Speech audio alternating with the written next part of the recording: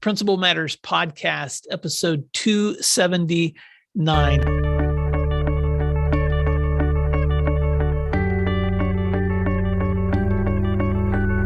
Hi, friends. This is Will Parker, host of Principal Matters, the School Leaders Podcast, where each week I bring you inspiring, innovative, and imaginative ideas for your own school leadership. This week, we're talking about empower, support, engage with my guest, Chris Jones. Dr. Christopher Jones has been an educator in Massachusetts for 22 years. He has finished his 14th year as a building administrator, and true to his why of improving the educational experience for as many people as possible, he is currently the principal of Whitman-Hanson Regional High School in Whitman, Massachusetts.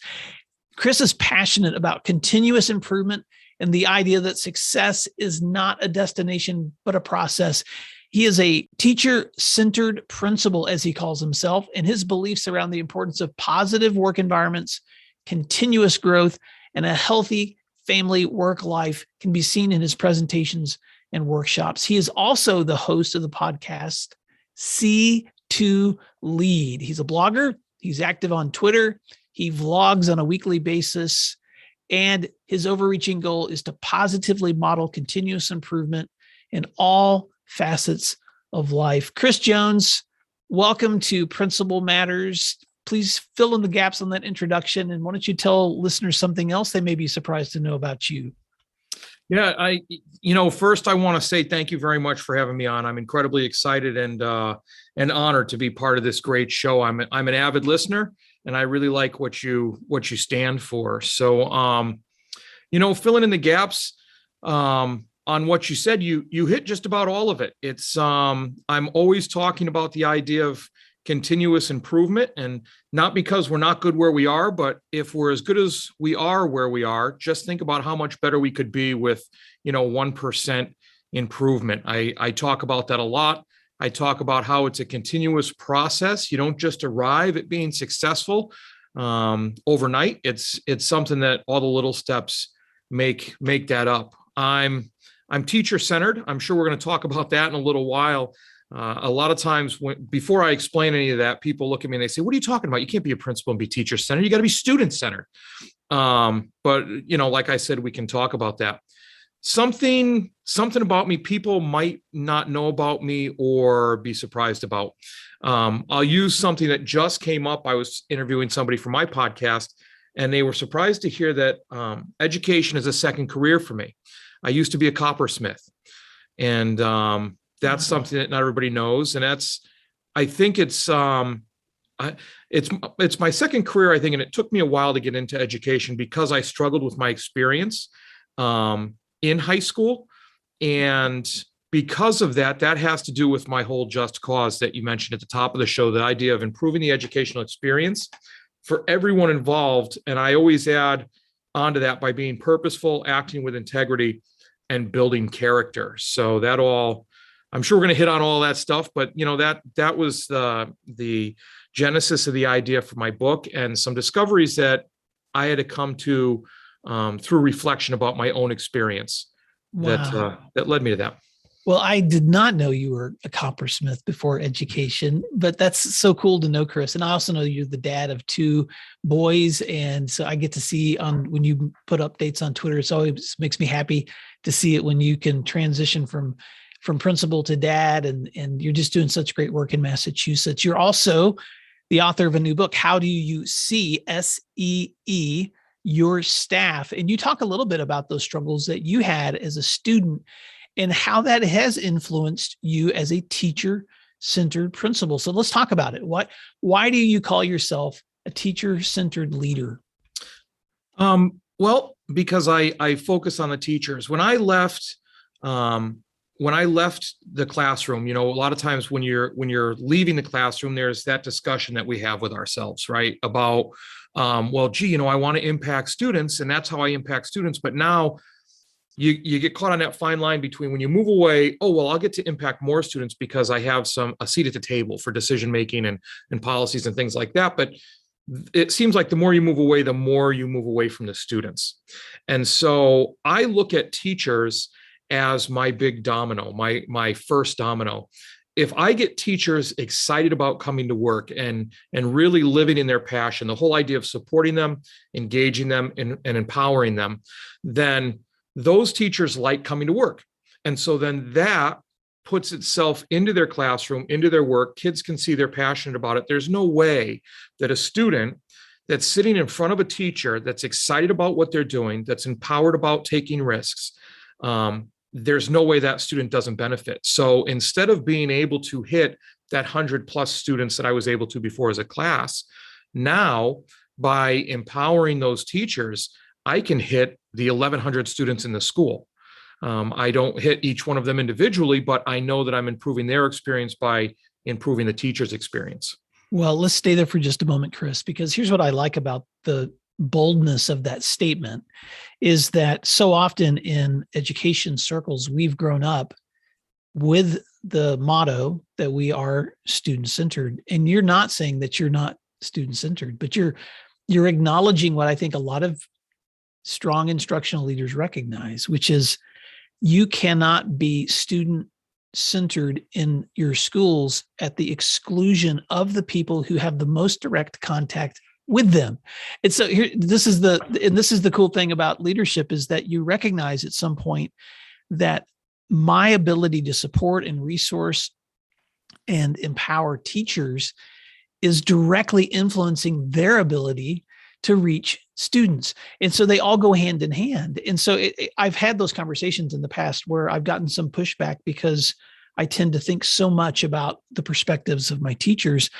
And I'm always confused, like, well, why would those not be like companions to one another? Shouldn't I be supporting and considering the perspectives of my teachers? Because this can't be an us versus them.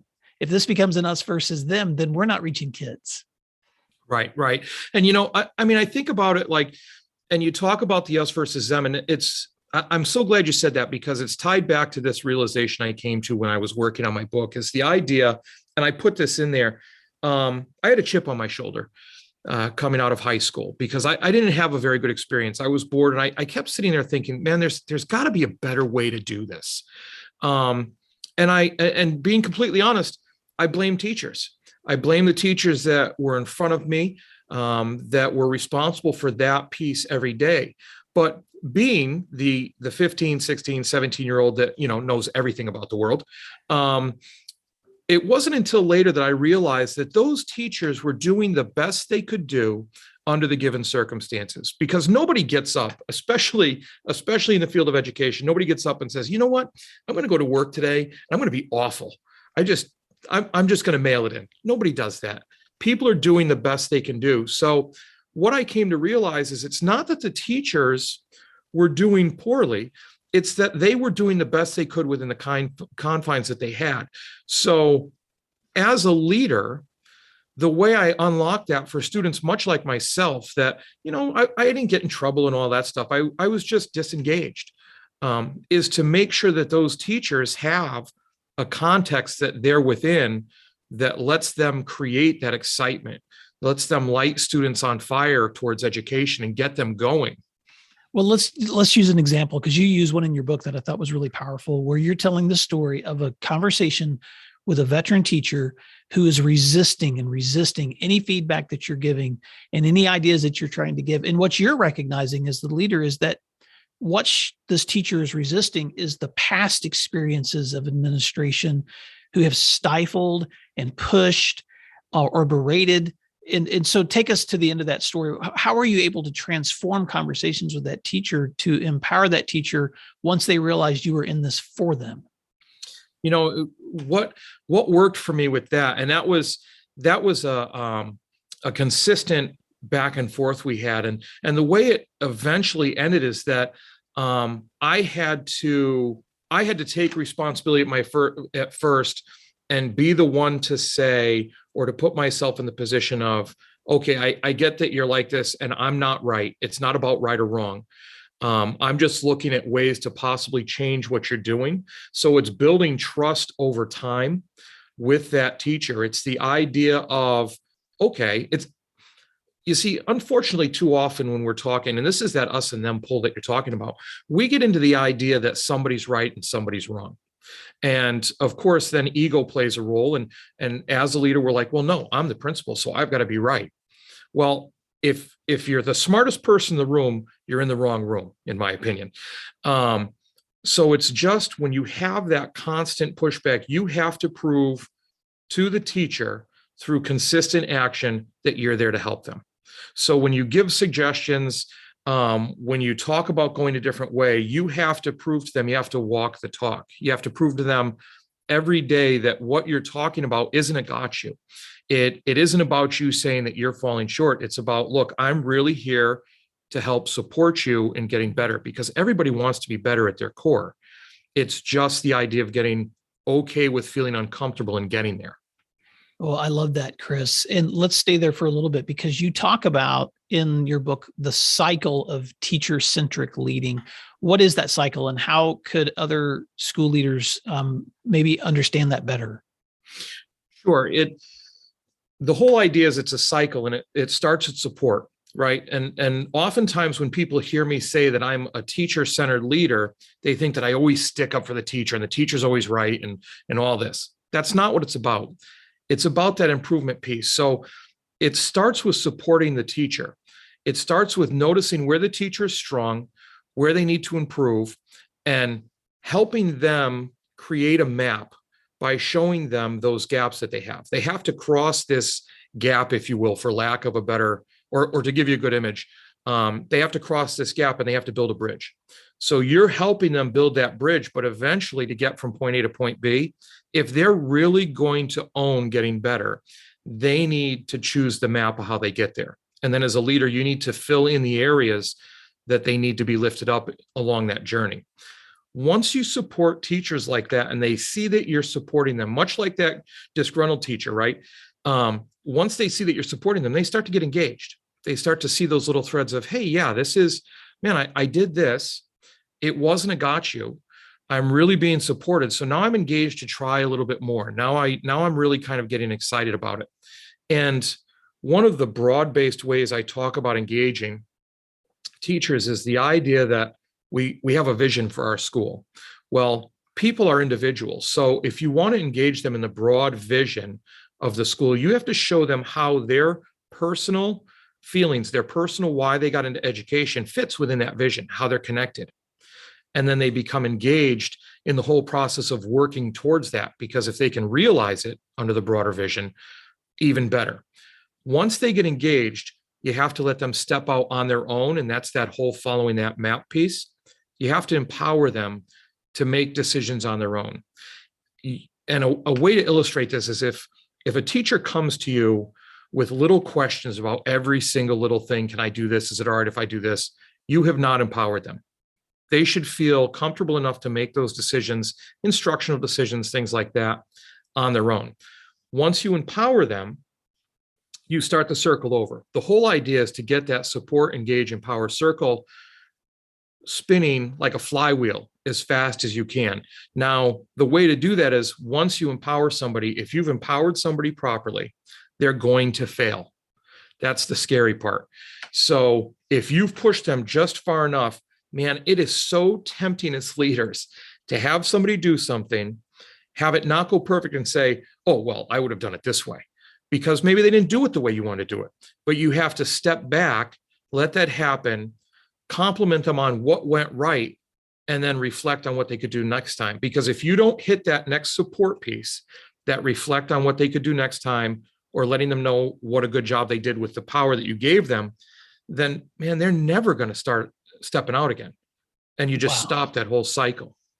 So let me paint this picture for Principal Matters listeners, because I can see the title of your new book. How do you see S period, E period, E period, your staff? And you just walked through that support is the S, that engage is an E, and that empower is an E. And so you, Principal Matters listeners, you just got from the author himself an amazing summary of that cycle: support, engage, empower. And it doesn't stop. And if you guys are seeing the visual of what I'm looking at with Chris, he's got behind him this huge sign that says support, engage, empower, and it's a circle, and it just keeps going round and round and round, because that's why is that an ongoing cycle, Chris, that never stops?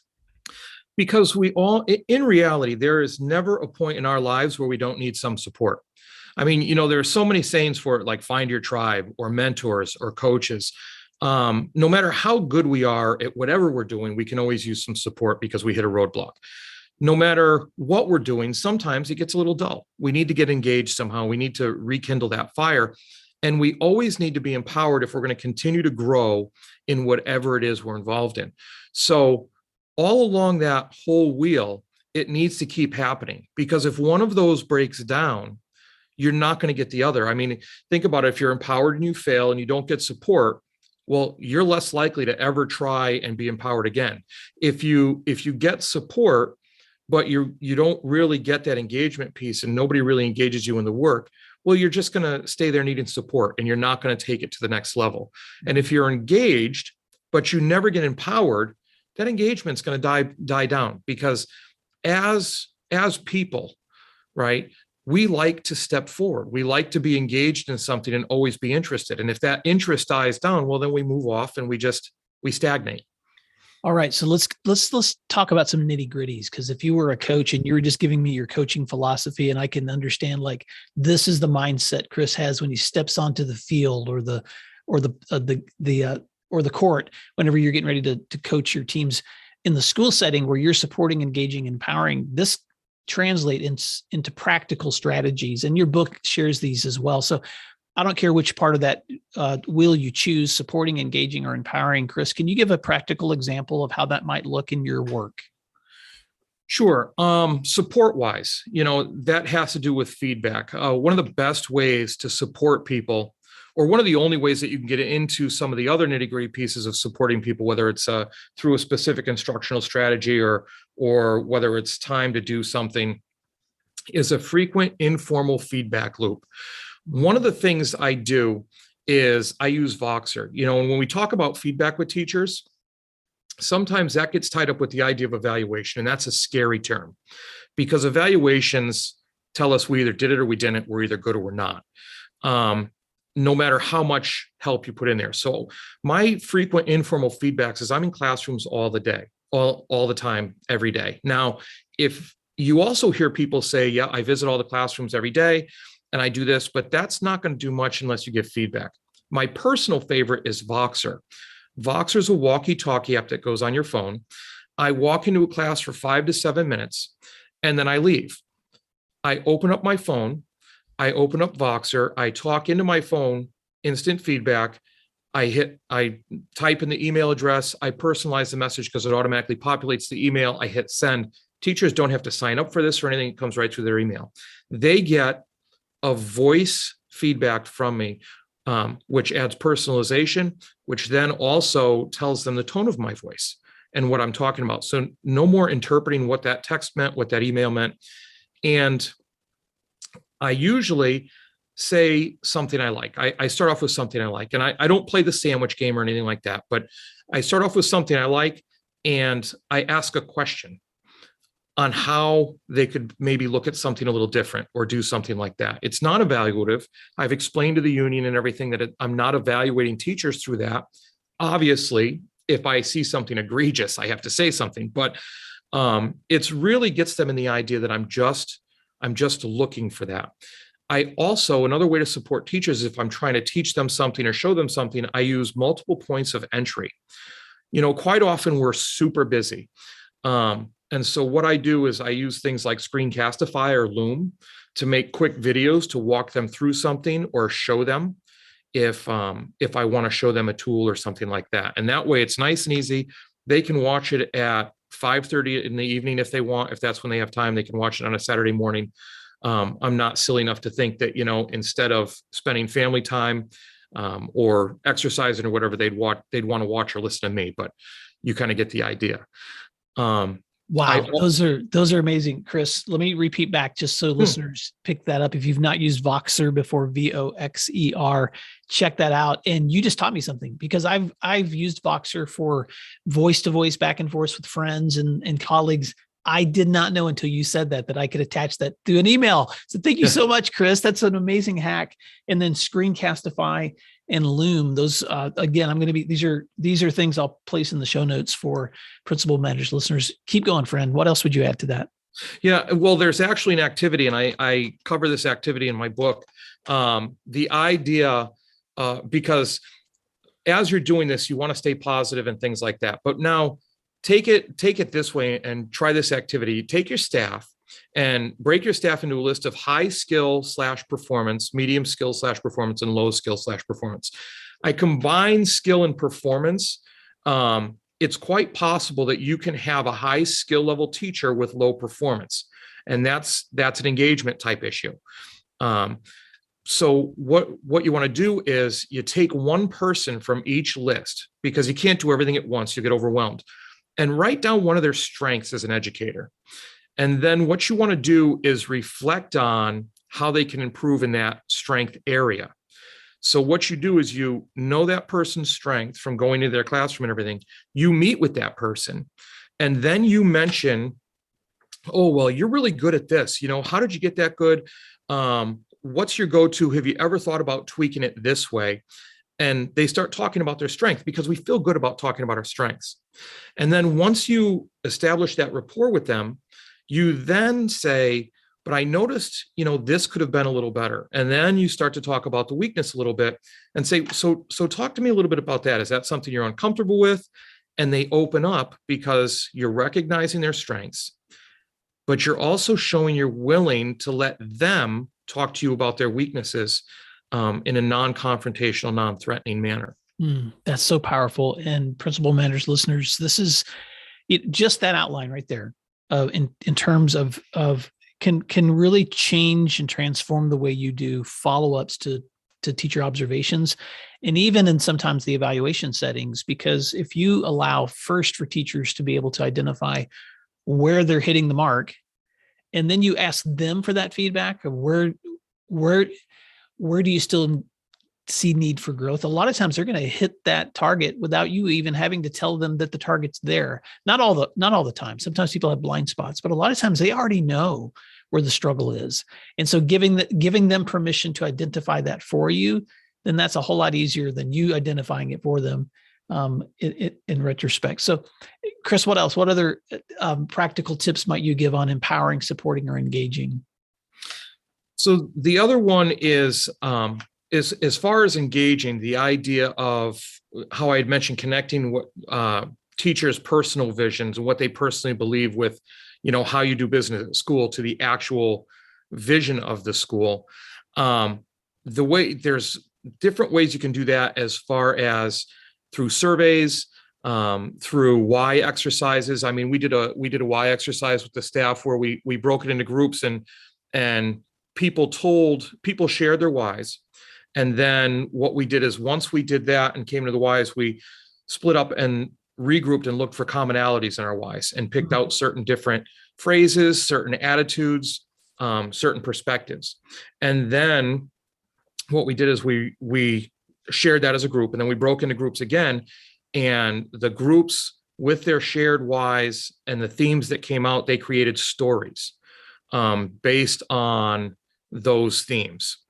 And to watch people's reaction when they were listening to a story, because we all learn from stories. We don't learn from 42% of this and things like that. But people told stories about why they got into education. And some were because of their parents and what they saw their parents do. Some were experiences they had with kids. Some were experiences from their schooling. But the more you can get teachers to tell their stories about why they're doing what they're doing, and then celebrate that story or connect it to the larger vision, that engages them in the work that they do, because then they have a purpose for getting out of bed and coming to school. Chris Jones, you are just giving so much value in this conversation. And I just want to say thank you for everything you've just already shared. But I also want to point Principal Matters listeners to your resources. When will your book be available, and how can Principal Matters listeners stay connected with you? And then before we wrap up, I do want to ask you one other wrap-up question. Sure. It's probably easiest to get in touch with me is through Twitter, and that's at Dr. C.S. Jones, DRCS Jones. Something I put out every week. I put out a Seeing to Lead newsletter weekly. And if they go to my Twitter, then it's pinned as the first tweet. They can just hit that link and it signs them up. That's probably the best way. If you want to email me, people can always email me. I answer my emails. That's the same. It's Dr. Chris SJ at gmail.com.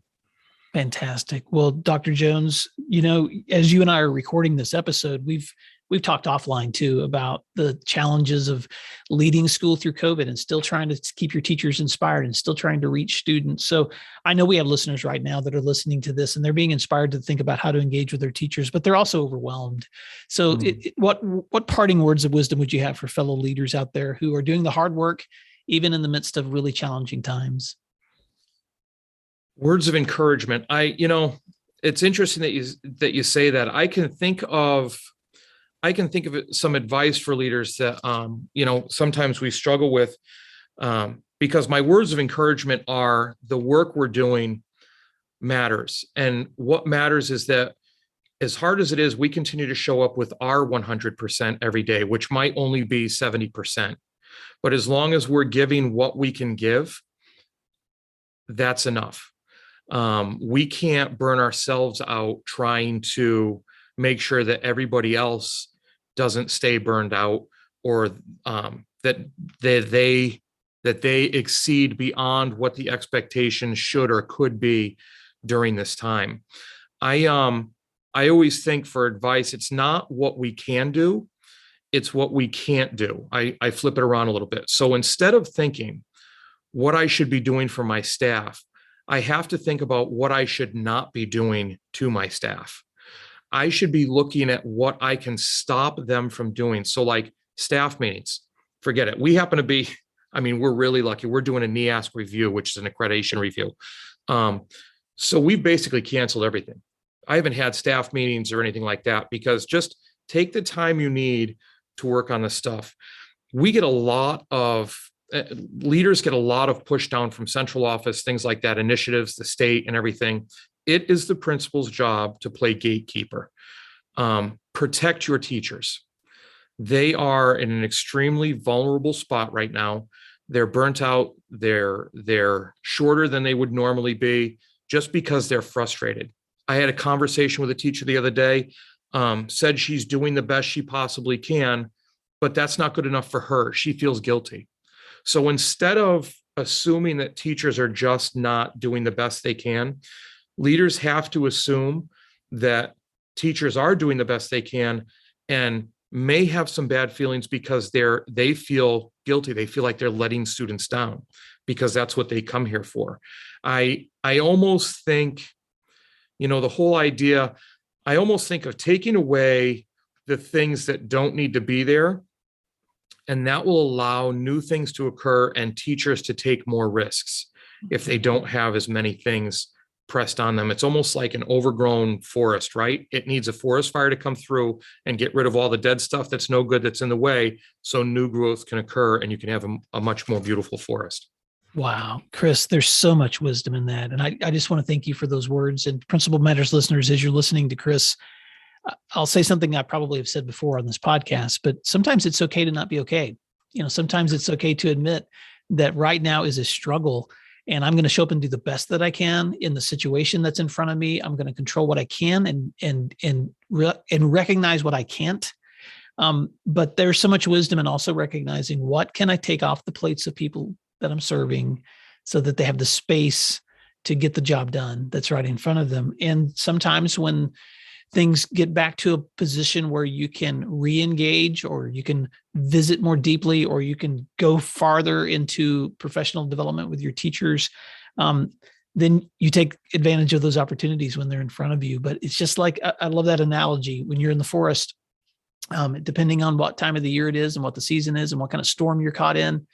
The other day I was on a call with some principals and I just reminded them, I like to mountain climb. And when you're at that peak, that, you're encouraging and you're cajoling one another if you're with a partner. But you're not like, that's not when you stop and debrief about the whole climb is on that peak. You wait until you've peaked or you wait until you find a place where there's a break in the wind, and then you can stop and but you don't debrief in the middle of that worst part of the climb. And so sometimes I just want to tell folks right now, man, you're peaking, you're pushing, you're doing whatever you're doing. And so be cognizant that your people need you to encourage them, climb with them. And when you get that break in the wind later, you'll have an opportunity to dig deeper in some development.